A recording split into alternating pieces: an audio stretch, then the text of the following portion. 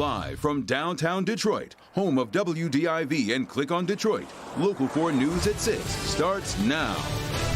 It's a question we've been hearing a lot lately. Where is my stimulus check? Hank Winchester is here to help you track your payment. But first, here's Sean. An incredible story of survival out of Lyon Township tonight. This is truly a miracle that my children are alive, that we're all alive. What happened when an airplane crashed into this family's home? What's happening now after the fire's been put out? And a Warren woman orders delivery, but something precious is taken in the process. How dare you, take something of somebody else's, and your main objective was to come deliver food. How police were able to track down her stolen puppy. Yes, a dog napping. Good to have you with us tonight for Local 4 News at 6. Yeah, this is a home surveillance video of the crime. So it happened Saturday on Rivard Street, which is north of 8 Mile off Van Dyke. Mara McDonald joins us live at the Warren Police Department with a critical piece of evidence, Mara, that had police wrapping this up pretty quickly. They sure did, Kimberly. So, the DoorDash driver comes, delivers the food, and you can see the puppy gets swiped. Well, the home had surveillance cameras both inside an enclosed porch and outside on the street, and it captured everything. This is Bella, an 8-week-old American bulldog. She was a Christmas present for Ashley Swinton and her children. We got her, 2 days before Christmas, and just a couple days ago, I had, food delivered. Ashley had ordered Chili's through DoorDash. Baby Bella was hanging out on the home's enclosed porch when the DoorDash driver caught on surveillance video showed up with the food order, left the food, but scooped up Bella and took off. They thought originally that the dog had just gotten out of the room. But when Bella was nowhere to be found and Ashley was ready to have a heart attack, they checked their surveillance cameras and watched it all go down. You can't trust everybody. You just can't. She called DoorDash and got nowhere. That's when she brought in the Warren Police Department, who tracked down the driver and the dog, who is now back with Swinton. I think the person who stole it happened to see something that they wanted and ended up taking it. And ultimately, it was some small children's Christmas gift, and happy the dog was able to be returned to them. Back here live, the Warren Police Department has arrested that DoorDash driver. They say it's a 26-year-old woman from Warren who they picked up near 11 in Van Dyke. She's expected to be arraigned tomorrow. Kimberly Devin, back to you. So nothing from DoorDash. Why was DoorDash no help, Mara? So there's something kind of sketchy here. The DoorDash driver who they expected to deliver their food was not the driver who came. The driver who came, who took the dog, is some kind of questionable subcontractor on the original DoorDash driver's ID. So that's one of the reasons that this sort of had a lag time. Nobody was quite sure who exactly delivered the food, but the surveillance cameras caught her license plate. Sure. So that's how this all came together so quickly. Back to you. Okay, Mara, thanks. Back now to one of the more riveting stories of this young new year. A family of 3 killed when their plane crashes into a Lyon Township home. The family inside that home somehow all able to make it out safely. Tonight, investigators are still working to determine what caused the plane to go down. But our Sean Lay spoke with the family who lost their home in the crash. And Sean, they say the community support has been overwhelming so far. Let's talk. That's what's new about this family, just overwhelmed by the love and support that they're feeling here in Metro Detroit and also from people around the world. So far donating $27,500 to help them start to rebuild. Other people bringing by clothes and toys for their beautiful little kids. And then listen closely to exactly what happened inside that home when that plane was going down.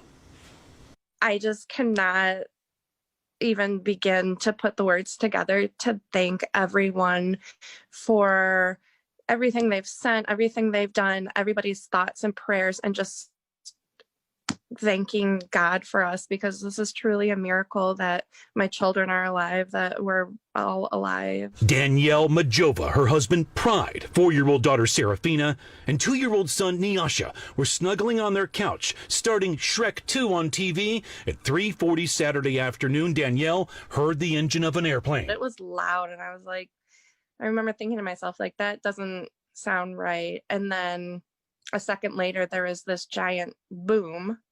And my husband and I both looked at each other. What was that? And then a few seconds after that, it was like that side of the house just exploded into the kitchen. All four ran out of the home. A Piper Comanche hit the kids' playroom right above the kids' bedroom. Our kids' bedrooms are the bedrooms that are right above that area, and my daughter's bedroom was like the first thing to be engulfed in flames. I have no idea how my kids or any of us are alive. If they were in their rooms napping, they would have been killed. We would have been killed trying to go up there to get them. If they were in the playroom, they would have been killed instantly. It was like a fireball that went off in that area. I can't figure it out in my brain how this is all possible, that we just like hopped off the couch and ran right outside and we're just all okay. It's a complete miracle. So many of us can identify with getting the kids on the couch to start a movie, but not with what happened next, with that sound of the plane going down. Now, Danielle tells me she is feeling the love from so many people. She still can't believe that they survived this. At the same time, she feels so thankful, but her heart is torn in half because of the Campo family who was lost in the plane. We're live tonight. Sean Lay, Local 4. All right, so right. All right, Sean.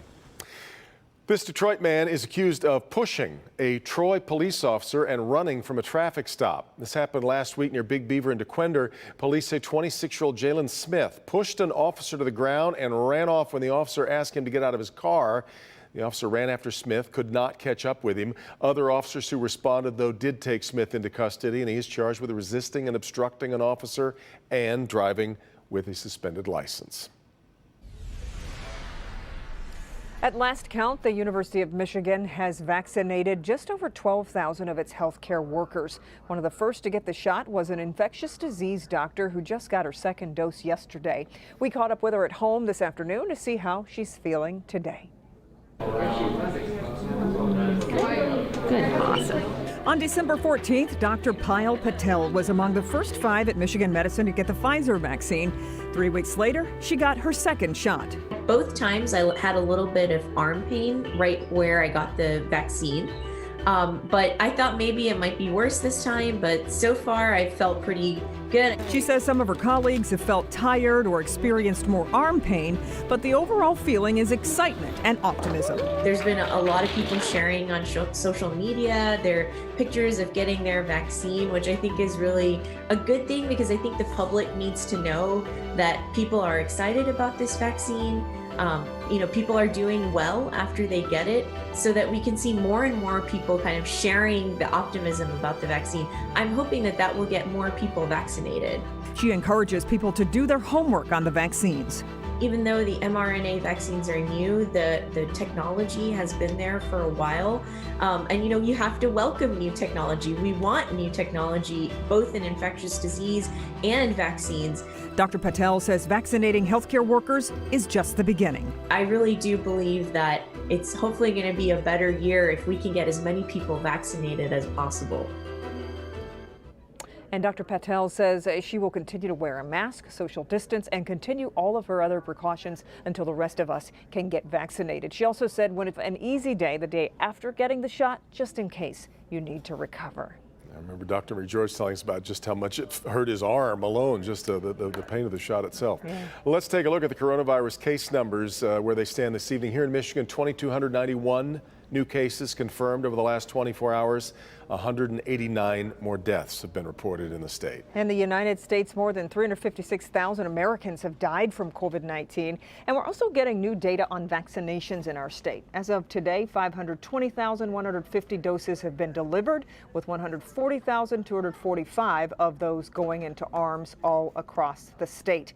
According to the CDC, Michigan ranks among the worst states in the country at administering the vaccine. A lot at stake nationally in Georgia tonight, as today's 2 runoff races will determine which party controls the United States Senate. Incumbent Republican Senators Kelly Loeffler and David Perdue facing off against Democratic rivals Reverend Raphael Warnock and John Ossoff. If both Democrats win, each party would have 50 Senate seats, and incoming Vice President Kamala Harris would serve as the tie-breaking vote, essentially easing the path for the Biden administration's plans But if November's election is any indication, it'll be a nail-biter of a race. So far, people have packed the polls in Georgia, eager to make their voices heard. The entire country is looking at Georgia right now as to what our decision's going to be. For blacks, for community, for justice, equality, I cannot name the reasons and how important this election is. God gave us a voice to be heard, to speak for what we believe in, and it's left up to us to use it. The polls close in Georgia at 7 p.m., so a little less than an hour from now. We'll have live results throughout the night on clickondetroit.com and a full report coming up on Local 4 News tonight at 11. All right, switching gears here a little bit, let's take a quick look at our forecast with Ben as we take a live look outside through our sky cam at our beautiful city. We would have liked to see a little more sun today, Ben, but didn't work out that way.